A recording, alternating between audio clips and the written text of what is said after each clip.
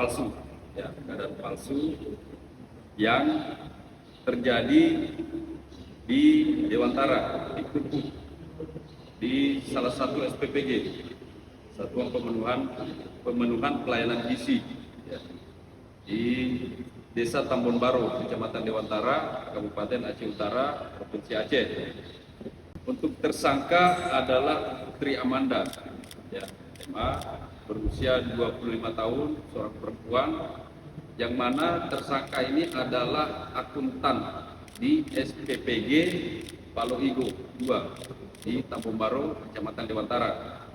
Untuk kronologis kejadian, jadi pada tanggal 17 Januari 2026 sekitar pukul 4 sore, jam 14.30 di siang hari, tersangka datang ke Polres melaporkan bahwa dia dibegal, ya, karena pada saat itu dia membawa uang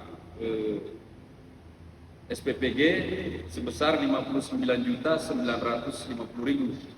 Dia datang melaporkan ke Polres Sumawe. Laporan kami terima bahwa dia dibegal di jalan, ya, dia hilang motor, kemudian uang yang ada di dalam bagasi juga hilang. Kerugian yang dilaporkan pada saat itu adalah 59.950.000. Setelah laporan kita terima, tim dari Reskrim Polres Sumawe melakukan penyelidikan.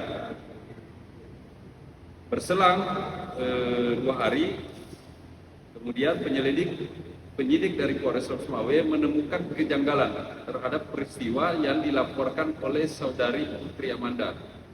Ya, berbekal dari hasil penyelidikan itu, kemudian kita mengumpulkan bukti-bukti dan keterangan. Ternyata kejadian pembegalan ini adalah keadaan palsu yang dilaporkan oleh Putri Amanda. Ya,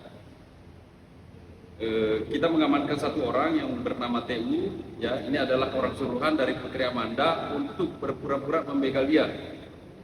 Ya, kenapa si Putri Amanda ini menyuruh si TU untuk melakukan pembegalan? Karena uang dari SPPG Paloigo itu untuk dikuasai, ya. Jadi ini sudah terlibat utang juga, makanya dia melakukan tindakan tersebut, ya. Setelah kita melakukan proses penyelidikan, kemudian kita membuat terang perkara ini bahwa ini adalah kasus keadaan palsu, keterangan palsu yang dilaporkan oleh Putri Amanda. Kemudian kami menjadikan tersangka Putri Amanda atas perbuatannya, ya.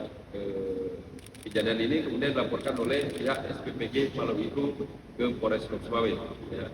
Jadi kita berhasil mengungkap keadaan palsu, keterangan palsu, pembegalan yang dialami oleh Putri Amanda. Saat ini kami sudah melakukan penahanan terhadap saudari Putri Amanda. TU juga sudah kirim 950.000, kita menyita 12.500.000, ya, sisa. Ya.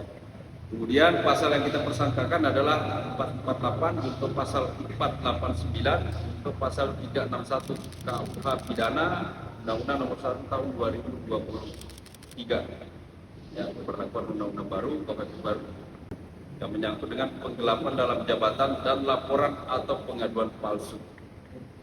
Ya, ancaman hukumannya 5 tahun penjara. Ya, dia membuat seakan-akan itu bahwa peristiwa pembegalan itu benar. Ya, karena dia terlilit utang ingin menguasai uang sebesar 59.950.000. Sementara si TU sendiri dikasih upah 2 juta. Si Putri Amanda, ya, kebutuhan pribadi, utang sehari-hari.